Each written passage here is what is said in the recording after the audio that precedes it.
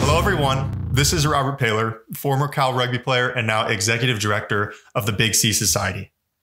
Together with us today are Joe Roof, the president of the Big C Society, Lisa Deas, the liaison director for women's soccer on the Big C Society board of directors, and our special guest today, Courtney Heldreth, whose maiden name was Courtney Hooker of Cal Women's Soccer and more recently, Google.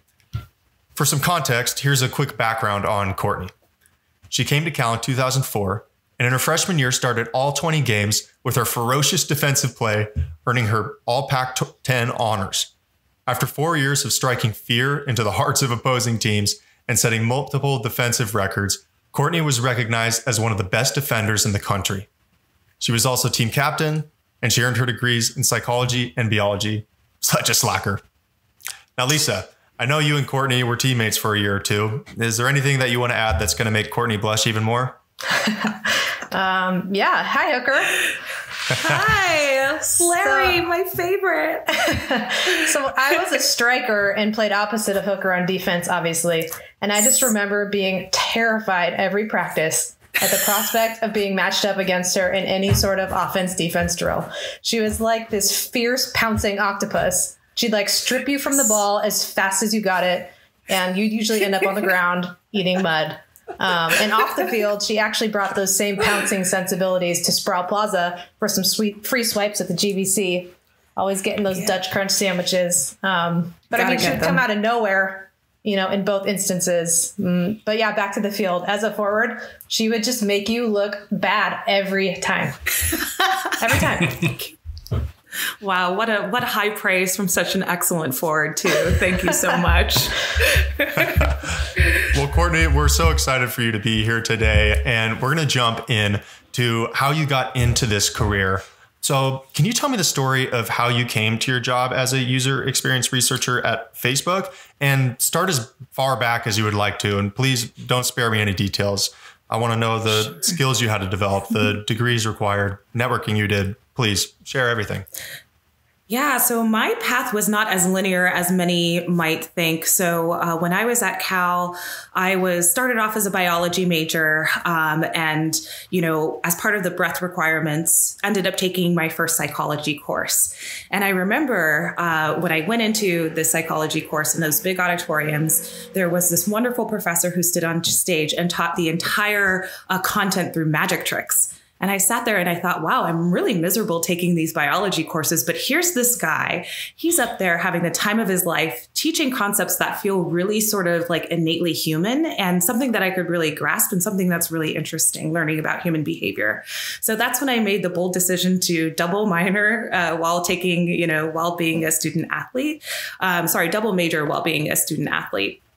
And so I ended up taking a bunch of psychology courses and joining a couple labs as an undergraduate research assistant. So I joined Serena Chen's lab, who studies a lot of intergroup relationships. And I also joined a lab with Bill Prinsmetal, who does a lot of sort of like brain neurobehavior, really low level stuff. And so after grad school, I, like many people who graduate, was like, what am I going to do with my life? Well, I seem to be really good at this school stuff. And I was really passionate about this intersection between health and psychology and biology. And where I live was LA. So I went back to live at home, as many of us do after we graduate, with my parents in LA. And I joined a health psychology lab at UCLA. I was a lab manager for a project that was a longitudinal study looking at the effects of what we call allostatic load. So this is sort of cumulative stress on low income couples and how that affects birth weight. And so I did that for 2 years and then decided, hey, I'm going to take the dive and go and get a PhD in social psychology. So I did that. And in grad school, I studied how racism affects mental and physical health. So my intersection, again, my health background came in. I studied things like how experiences of racism can make your cortisol jump, or it increases cellular aging, as well as affect well-being. So I did that for 5 years. And then when I graduated, believe it or not, I was grossly unqualified for the professional world. So when you come out of these programs, and what they're training you to be in a PhD is to be, a researcher, a professor, right? But what they don't tell you along the way is that there are very few jobs in between, and they're all very, very competitive. So I was lined up to get a postdoc, but quickly sort of realized after I graduated, this postdoc at Stanford, it's really great, but I think I really want to do something that's more applied, where I could see kind of my research reach a lot of people. To that extent, I applied to Facebook and Google. All of them rejected me.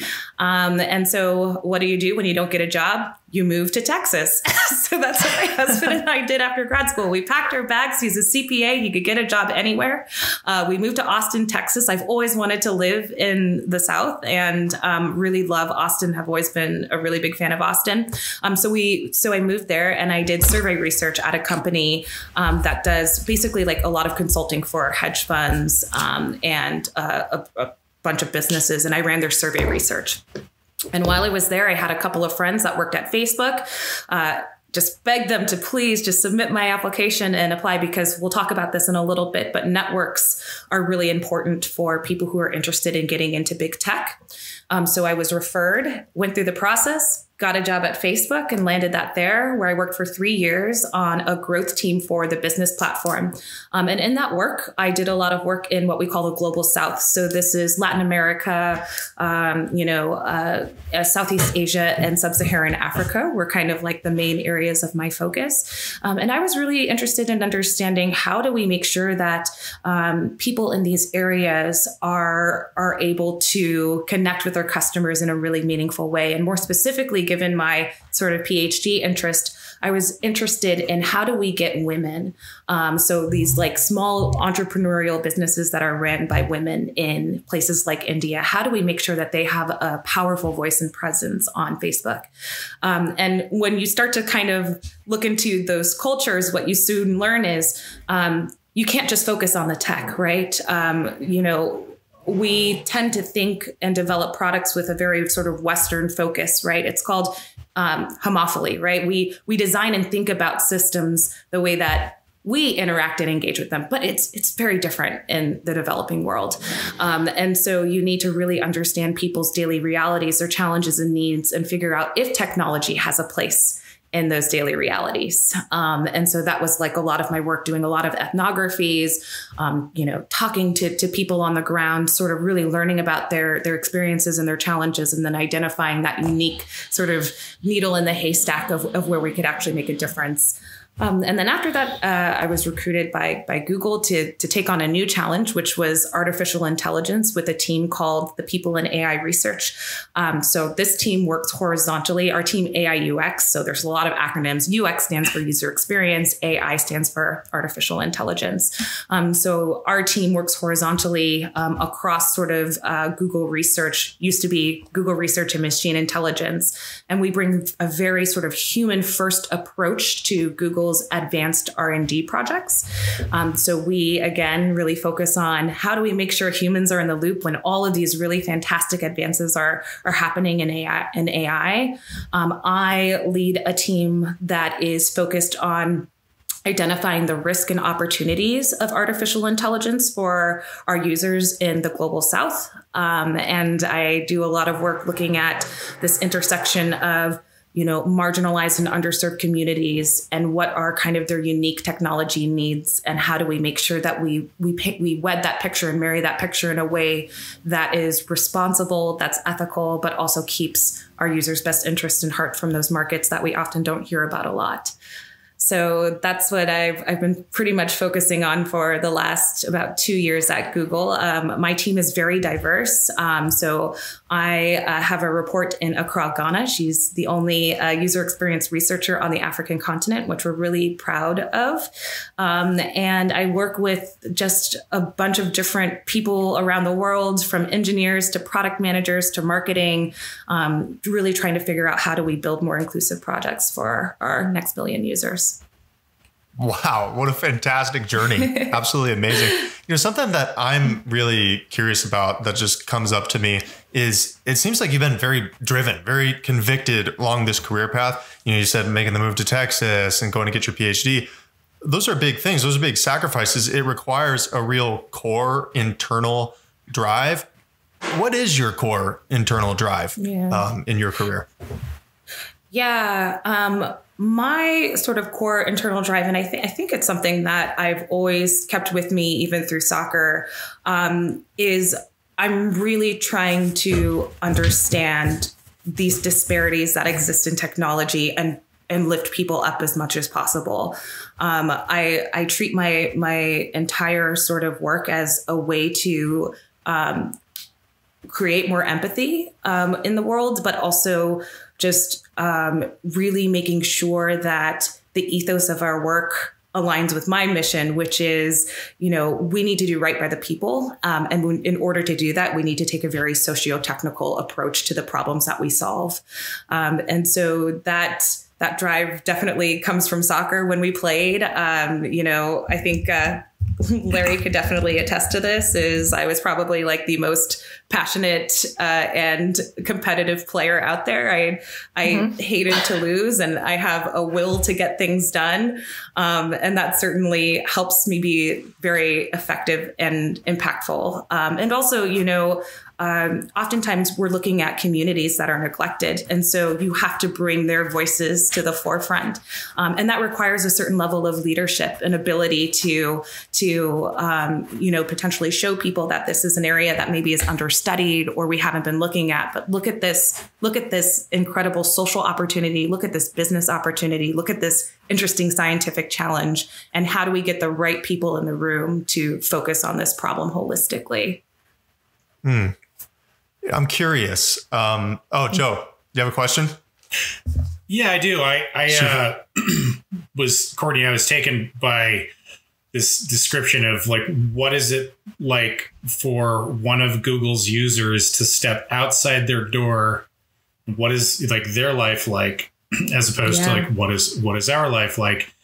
And I'm just interested, you hear a lot in the Silicon Valley about, these sorts of biases that sort of creep into technology, and what risks are there, that you see, like with regard to AI, which is sort of algorithmically drawing up data that may implicitly be biased? Yeah, that is a great question. So we often talk about what we call machine learning fairness, right? So when we look at any machine learning model, what we know is that the data is sort of the foundation of all of the algorithms that we create. But data is driven by people, right? People contribute data, lots of data to be exact. And that data then creates basically these models, and we train these models on data. And what we know about people are that people are inherently biased. And so the stereotypes and prejudices and discrimination and things that exist in our society often end up in the data. And unfortunately, that leads to not so great outcomes. So for example, Amazon recently launched a hiring tool, and this is public, this is in the news. And as they were starting to use it, they noticed that the hiring tool was mimicking some of the structural inequalities that exist in hiring against women, right? And so they had to pull that very quickly out of their skill set. We also know that things like image search. So when you used to be able to search for a scientist, what do you think came up the most when you would search for that image? A bunch of men, a bunch of older white men, right? But we know that there's a lot of diverse people in science. I'm one of them, right? And so, when we're looking at this context and how it influences folks in the developing world, you can see, again, a lot of systematic inequalities, a lot of prejudice and bias also seep into the machine learning process, and therefore produce outcomes that are less desirable. I think also one thing to note is, with the advancement of surveillance technologies in many of these countries, mostly from Chinese businesses that are coming to Africa and introducing them, there's an absence of data protection laws in places like in many countries in sub-Saharan Africa. And they certainly don't have an AI strategy that accounts for the ways that some of these companies are leveraging data. So it brings down to the question of, who is responsible for the data, who has access to it, and how is that data being used? And in the absence of really strict data protection policies, you can see these systems being introduced and potentially creating bad situations for many people. And so we have a whole team at Google, which I work with very closely, called Ethical AI. We try to really sort of understand how do we think about fairness in the models that we create? How do we make sure that the work that we're doing and the products that we're launching are responsible? What are our checks and balances to ensure that we're not reinforcing some of these structural problems that we know exist? So yeah, it's definitely a reflection. The data are a reflection of us. And unfortunately, as we know, we're not perfect. And there are many things that we've had, that we've seen in the real world that are not great for people from marginalized groups. Yeah. Wow. That is interesting work. I'm going to have to connect you with my wife, Julie, who, for the record, is also a soccer player. She played at TCU, but she's very interested in this. Yeah. We could take that offline. Yeah. I would love to. I'm always happy to also share. I work a lot on racial equity at Google as well. And we're doing a lot of projects to make sure that our Black users' voices are incorporated in the product development cycle, from the fruition of, hey, is this a good idea? Should we build this, all the way through product launch? How do we make sure that those perspectives are included? Because, if you look at the demographics at big tech companies like Google and Facebook and Amazon, unfortunately, they do not reflect the diversity of the world, right? We're seeing not a lot of racial minorities, LGBT is underrepresented, first generation. So we know we have a lot of work to do, and we can't build these products in silos, right?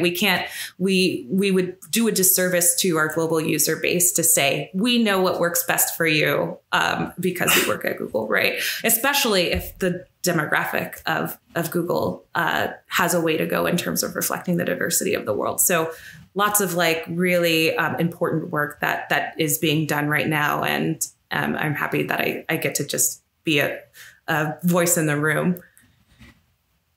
Super cool. Courtney, can you describe what the day-to-day of your life is like? Just paint us a picture of what Tuesday is, and don't spare any details. We want to know when you get to work, when you leave work, what's the culture, what are your work responsibilities? Can you paint that picture for us?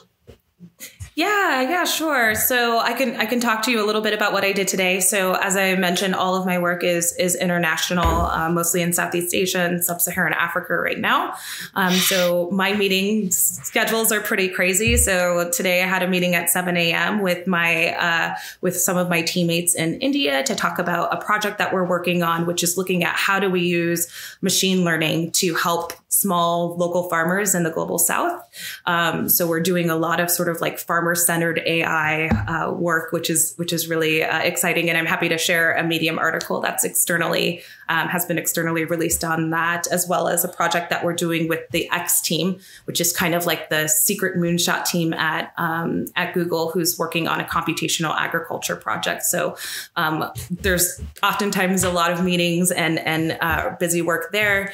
And then I lead an inclusive culture effort for the diversity, equity, and inclusion team at Google and in Google Research. So we just hosted a wonderful talk with Dr. Lawrence Fung, who talked about the importance of neurodiversity. So he has a teenager who has ASD, autism spectrum disorder. And we talked about how do we, leverage the talents and the intellect of those individuals into our culture and make sure that they're supported. So that was great. And then I'm working on a couple of projects I can't disclose here, but lots and lots of my schedule is, unfortunately, many of us are probably feeling this, especially now, a ton of video chat meetings. I try to have a break just to get some water and to try to do some focused work. But for the rest of the day, it will pretty much be just back-to-back meetings, talking about, our projects, where they're at, as well as I will I'm a mentor as well, so I'll do some mentorship as well with some of my reports and some career conversations. And then, yeah, I try to, because I work so early, I try to end at a reasonable hour. So yeah, that's pretty much my day. And at the end of the day, that's my time to actually start work, because there's so many meetings in this new world that we call GBC and COVID. So yeah, at the end of the day, I find myself sort of fatigued from looking at the screen, but push through to get that last research report out, or, close out some of my studies and start to wrap a bow on some of the work that I'm doing. Are there any software tools, in addition, obviously, to G Suite that you use that are indispensable to you to do this sort of distributed workforce, science? Yeah, definitely.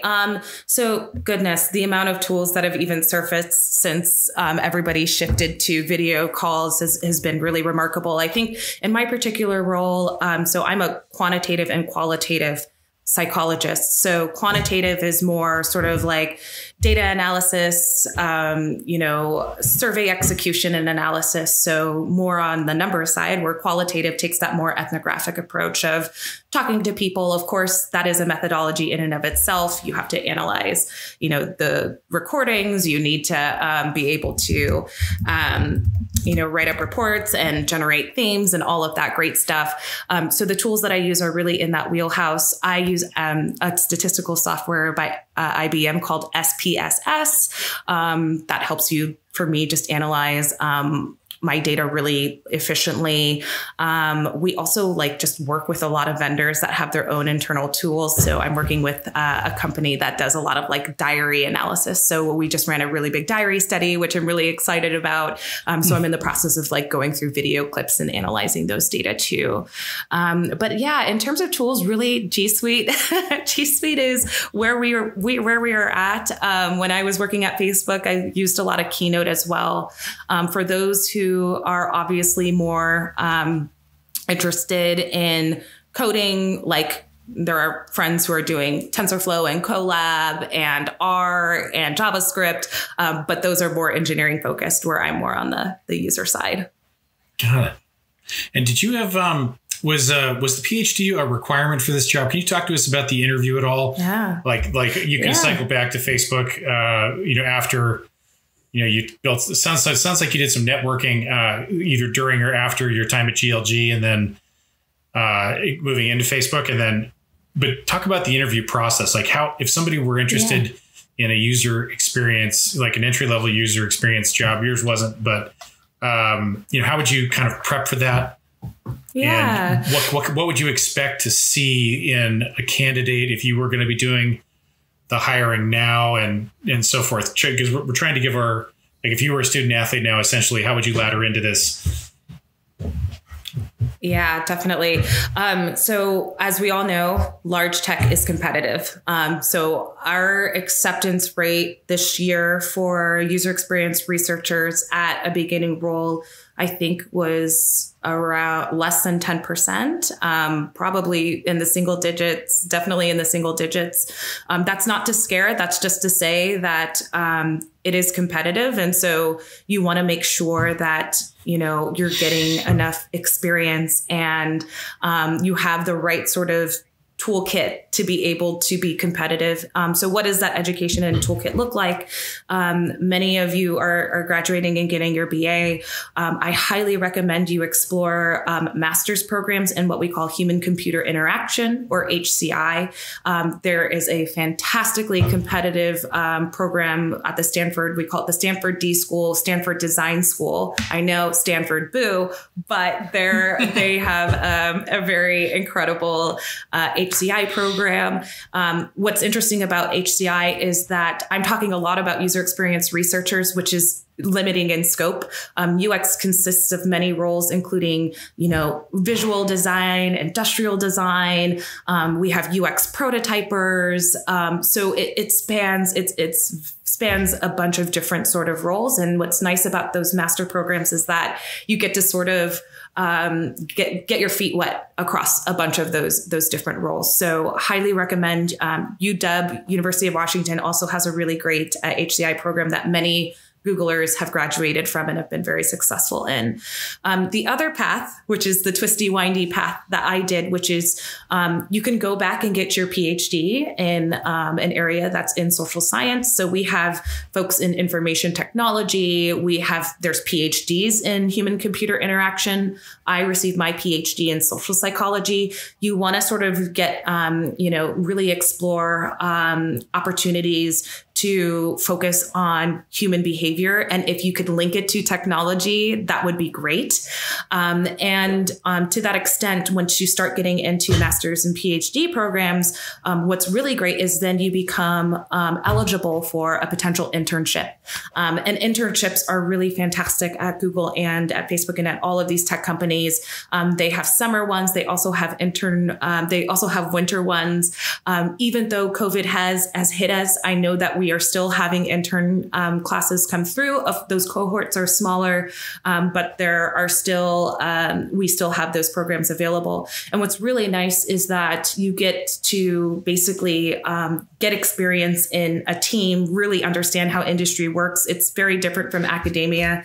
It's much faster pace, which is a surprise for many people. You know, when I did my dissertation, it took me 5 years. So I got to think about one problem for 3 years and develop a lot of expertise in that space. And with tech, it just moves much, much faster, which is really amenable to student athletes out there, because one thing that I've really leaned into in my career is multitasking, because you're not just working on one project, you're working with multiple projects with multiple people. You have full autonomy and agency over those projects. And you have to have the ability and a lot of the time to be able to sort of like code switch and quickly shift gears and dive deeply into topics. So definitely be ready for like a faster pace from that transition from academia to industry. But I think when we look at the people who are getting those offers, they are people who have that industry experience. And I think, getting internships, identifying people at these companies who, go on LinkedIn. And if you see someone who has a role that's really interesting to you, reach out to them. Not everybody will reply, but I think many of us do, and learn about what they do. That's your first networking opportunity that you get for free, right? You don't have to go back to school. You don't have to do anything. You just have to send an email. So highly recommend that those are kind of the starting places I would put people. Courtney, I want to shift the conversation over to some intangibles, and specifically the intangible benefits of tens of thousands of hours that you invested as an athlete, specifically at Cal. Running, training, competing, running, more running. Our audience is very interested in whether the sensibilities you developed as an athlete are transferable to your post-sports career. So I'm going to turn it over to Lisa, actually, to take over this section and ask the questions. Yeah, that sounds great.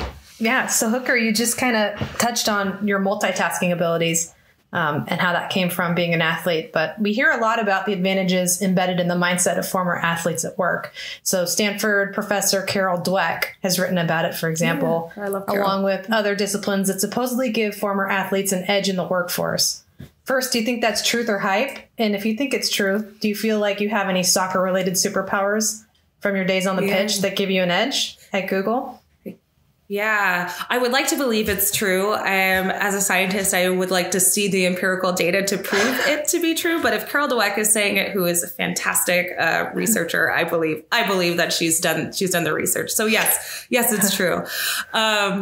So some of the attributes that I think that carry over from, it's hard to actually think about what doesn't carry over. So I already talked a little bit about multitasking, but the fact that I felt like as a student athlete, my time was so limited. And so the time that I spent on my academic studies was super concentrated and hyper focused, because you don't have time to slack off.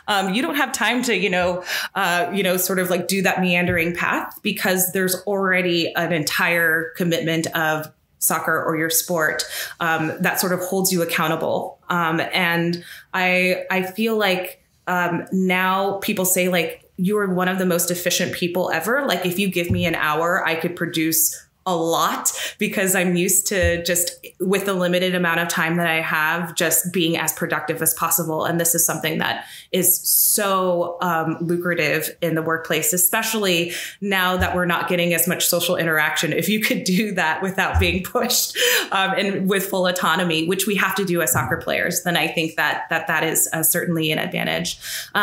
A couple of other things. One is just leadership, right? Even if you weren't the captain of your team, you led on the field, right? And you had to show up for people when they didn't want to show up for themselves. And these are the attributes that I think make really good people, but also really good managers as well.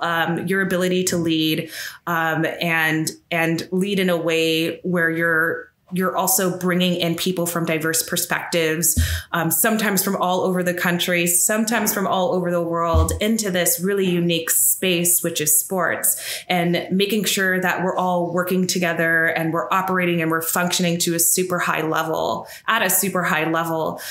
is something that I do every day with the teams, right? Because I am now on a team at Google. It's just a different team, right? I really do wish that I had more Cal Bears on my team, but they're a little bit less athletic on my now professional team, but certainly different personalities, different backgrounds, different expertise, right? And your job is to figure out how do you maximize the secret sauce of each of these people? What are their superpowers and how do you amplify them, right? Because collectively, if everybody is working to their max ability, you have a really good outcome and a really good product, right? And so that certainly carries over as well. And yeah, I think those pretty much cover it. I'm sure that there's many more. But yeah, those are the ones that really stand out to me. And especially in my work, because I spend, except for this is obviously the exception of this year, most of my time is spent in countries in sub-Saharan Africa or in Southeast Asia, where I don't speak the language. I am new. I am oftentimes seen as someone who is from the outside coming in. I think that just, being a part of a student athlete community, you just get introduced to so many different people, and the social skills and the empathy that you have towards your teammates and towards others, you really cultivate that. I really felt like I cultivated that and learned a lot about who I am as a person at Cal. And that has helped me come into these really oftentimes stressful environments. Like, to give you an example, I got horrible food poisoning when we were in Nigeria last year, terrible food poisoning. But the next day I had to go into this village and run a bunch of studies, and it was hot, but I was also sweating profusely and I was so sick. But I also just didn't show it because I just learned grit and to toughen up, and it's going to be okay. And I'm here, I'm present. And the community just responded so positively. They brought me Gatorade. There were ladies fanning me down. It was really sweet. But you learned how to adapt in situations that, you didn't think you could do. And I think that's it too, that I wanted to mention is that grit, right? Grit is something that we don't talk about very often. It's sort of like that combination of resilience and hard work and perseverance. And those are attributes that you learn as a student athlete that are super important when you're in this type of work in particular. Yeah. You also touched on, and continuing to work, feeling uncomfortable at Google. These are things that people normally don't hear about Google. We always hear about how comfortable it is there. Well, it's comfortable, except if you travel a lot like I do. But yeah, there are some people who are in the comfier jobs. I oftentimes lean into discomfort. That's kind of what I like to do. But yeah, you do experience highs and lows at any company. You have to be resilient, right? I mean, you're not gonna have a perfect season. You're not going to win every game. You're not going to show up to every game playing your best. You have to sort of show yourself grace in those moments and move quickly to the next thing. And that's exactly what you do at these companies, right? Sometimes the project doesn't land. Sometimes you lose budget. It's okay. You've got to be resilient, right? You've got to pick yourself up by your bootstraps and keep going. You also talked about being a lifelong competitor, which I certainly saw on the field. You were the most competitive person I think I've ever played with. How do you think that's translated into your roles at Facebook, Google, et cetera? So I think my competitiveness certainly in college was a little bit more raw and rugged. I think that I had this if you don't play to the level that I expect you to play with, then get out of my face sort of deal. But now I think that I understand that everyone is so different and unique. And sometimes people have off days, and you have to also be gracious and appreciative of them just showing up. So I think that is the change in my competitiveness.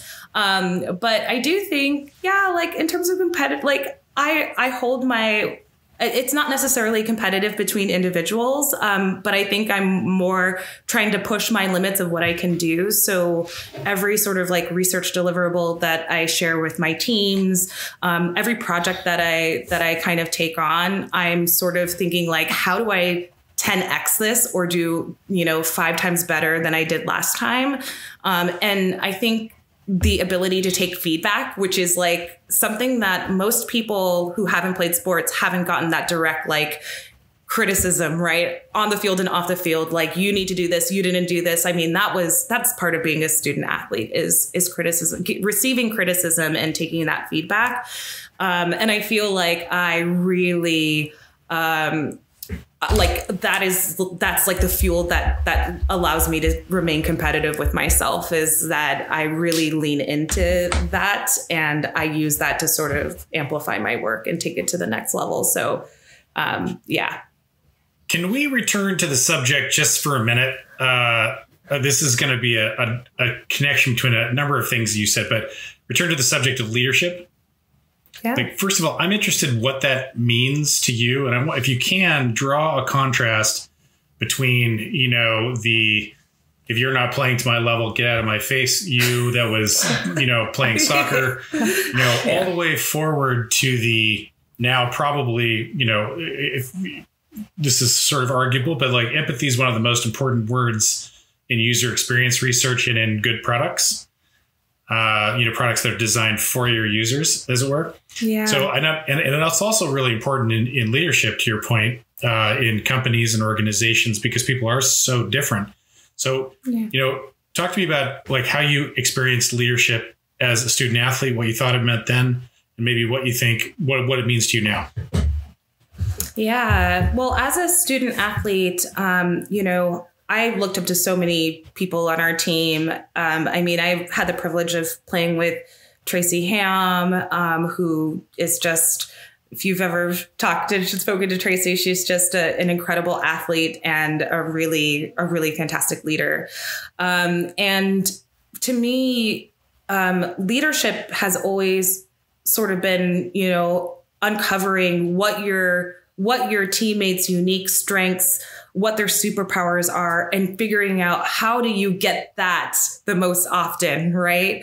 And so I think when I was a student athlete, I just expected that to be all the time, right? Everybody should be playing their best all the time, and there's no off days, and let's go, right? I think also there were a couple of transitions when we were at Cal between, losing a coach who had been there for a really long time, transitioning to a new coach.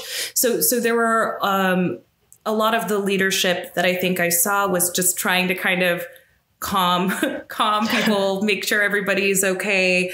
It felt very sort of, it didn't feel proactive at all. It felt very reactive. Now I sort of see a lot of my leadership as proactive. So, I'll start to see sort of issues really early on.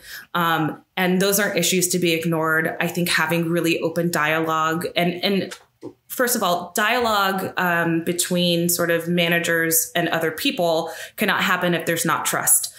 So I think that part of being a leadership is figuring out how do you create trust with people from different cultures who come from different backgrounds. So that's kind of my first way that I feel like I'm leading effectively.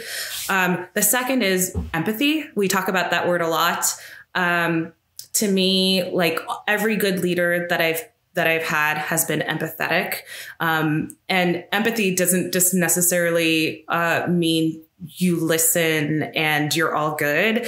Empathy means that you can walk in that person's shoes and understand that if they're showing up today this way, that it's something real and that's okay too.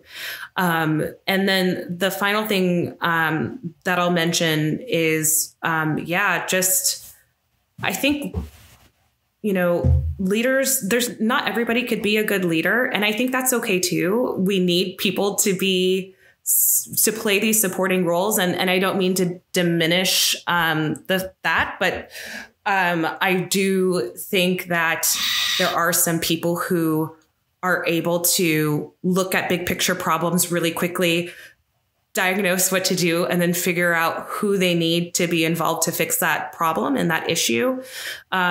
I like to think that I could do that pretty effectively, although, who knows, maybe my manager is watching this like, yeah, right. but I think that like just having that sort of big picture mindset, like these, especially, when fires happen, it could feel like very urgent and very immediate, but trying to like exhibit calm and say, okay, perhaps this is happening at this moment, but what further down the line do we need to look out for? So that sort of forward thinking mentality, I think also makes a really good lead. Hey, just for all the viewers who are watching, to the extent you're interested in Facebook or Google, my understanding, correct me if I'm wrong here, is there's actually a pretty nice pathway for individual contributors and managers in the banding. So you can actually make a pretty good living as a super expert, as an individual contributor. That's correct, isn't it? Yeah. So we have sort of like two bands, as you identified, individual contributor, which is called an IC. These are people who are really great at getting into the weeds of the work and just want to sort of like focus their expertise to solve, specific problems. And then we have the manager role, which, it's people who are just really great at bringing up the people below them and surfacing their work and doing some more strategic thinking. And then there's this hybrid, right, which is the IC plus manager, which is where I'm at. So I manage people, but I also do I really love getting into the guts of research. So, and I am not willing to ever sacrifice that. So I do both. Yeah. Cool. Well, that's cool. Nice. Awesome, Courtney. Well, I have one final two-part question for you. And the fact is 98% of our student athletes go pro in something other than their sport right when they graduate from Cal. And then that other 2% is going to do a professional sport and then ultimately go in something that's a non-sport professional career. And we've heard from this graduating group and these people playing these non-sports careers later that this transition is really difficult. It's an identity crisis, and people describe this feeling being untethered, uncertain of who they're going to become and how life's going to unfold. So my questions for you is, you seem like a really confident person. You just exude confidence. Has that always been the case? And then two, we're wondering if you right now could have a conversation with your 22-year-old self, what advice or guidance would you give? And what would you say? Yeah, that's a great question. Lisa, have I always been a confident person? Yes. The most confident ever. The most, maybe too much. No. Okay. Here's what I'll say about that. I think, so being from a biracial family, I never sort of felt like I belonged anywhere. Like I experienced a lot of racism when I was growing up from the Black community and also from the white community. And it oftentimes made me feel really powerless. And I realized the only way to kind of combat that powerlessness was to put on a facade of confidence. So what you see is a lot of individual work building myself up to be very confident. But internally, it's not the case, right? I still suffer from imposter syndrome. I oftentimes think like, oh, my work's not good enough. Am I ever going to like get promoted. You know, all of these things are real thoughts that race through my head. But there is something valuable in sort of faking it until you make it. And so if you could do the work to actually be confident and do that, like everybody should be doing that. But I think for me, I've had to kind of develop almost like a different person to like be outward facing and to do the work that I do with a level of confidence that delivers the right level of impact. So I'll just say, yes, I might have always seemed confident, but inside I'm not so much. Hey, before you answer part B, can I make an aside?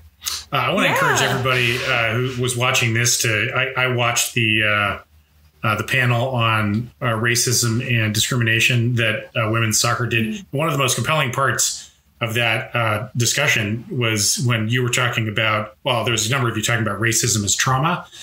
And I remember you giving this anecdote where you were talking about when you had experienced racism and how your response as an athlete was to push it down, like to sort of like not acknowledge it and just, keep on like you do, like in a game, like you keep trucking, like you get up and you keep moving, but that you're still experiencing, you're like dealing with that now. Like it's like that didn't go away. So I mean, to me, that was, I don't know if that's helped your confidence or if at the time it was, it was deleterious to the confidence, but it was, I mean, that was like so poignant. Can you talk about this just for a minute? Yeah. Your natural reaction to dealing with something that's traumatic like racism is to push it down, right? There's a lot of research to suggest that when people acknowledge or confront racism, especially if they're the victims of racism, they're often penalized, right? There are social consequences to calling out racist behavior. And so to me, like it just created this mentality that I just need to be complacent, right? This isn't happening. Let me just ignore this. Let me just get through the day. And what that cumulative suppression that we now know, what happens is that has a deleterious consequences on mental and physical health.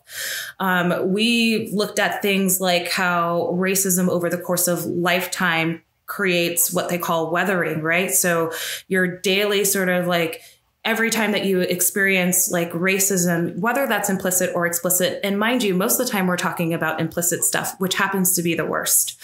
That over time just causes wear and tear on your mental and physical health. I didn't know that at the time. I was just like, why am I getting stomach ulcers all the time? Why am I so sick? Like, why did that just happen? And then for the rest of the day, I can't think. I'm just cognitively depleted, right? So the science now proves that is real. And once we started uncovering more, it allowed me to actually cope with this in a way that's not just suppression oriented. That was acknowledging what happened, acknowledging that I didn't deserve it. Nobody deserves that.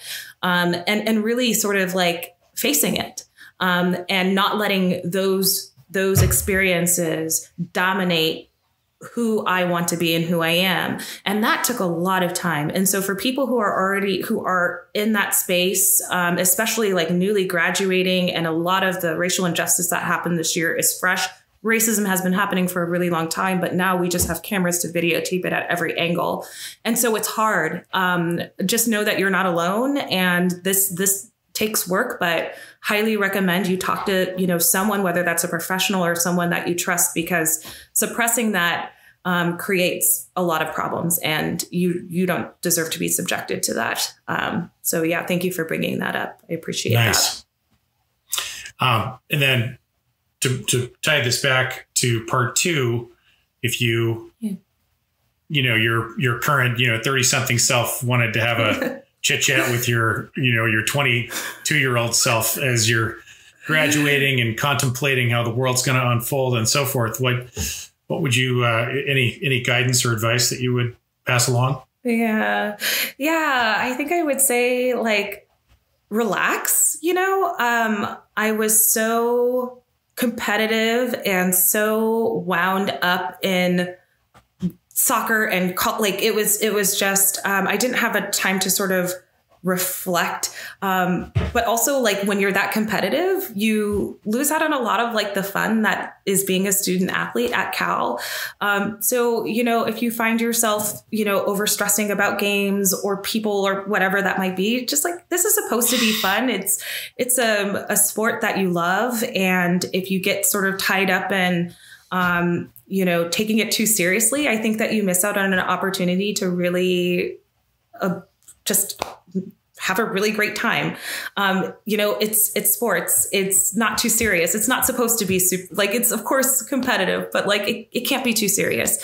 So yeah, I would have told myself to like, you know, relax and maybe just, you know, not take in 40 classes at once, double major, although I have no regrets about it, but maybe I would have spread that out over the course of 5 years instead of trying to double major in 4. But yeah, I mean, I think times are really different now for our student athletes. I'm not sure if they're returning actually to the university next year. I think a lot of that is to be determined. So, you know, the moments that you do get to connect with your teammates, you know, even if it's virtual, really try to have fun with them. And yeah, just, I would have told myself to do that more often. Because life gets really serious when you're older and it's not as fun. So just have fun now while you can and you don't have responsibilities. Courtney, just to wrap us up here, I just want to say you are amazing. What you're doing is absolutely incredible. It is inspiring and it's changing the world. It makes me proud to call myself a fellow Golden Bear. I'm sure it does for everybody else. You've been so generous with your time today. You've given us so much value. I just want to say from the bottom of my heart, thank you. Go Bears. Yeah, thank you. Go Bears. Thank you Go so Bears. much for having me. It was so, yeah, y'all are the best.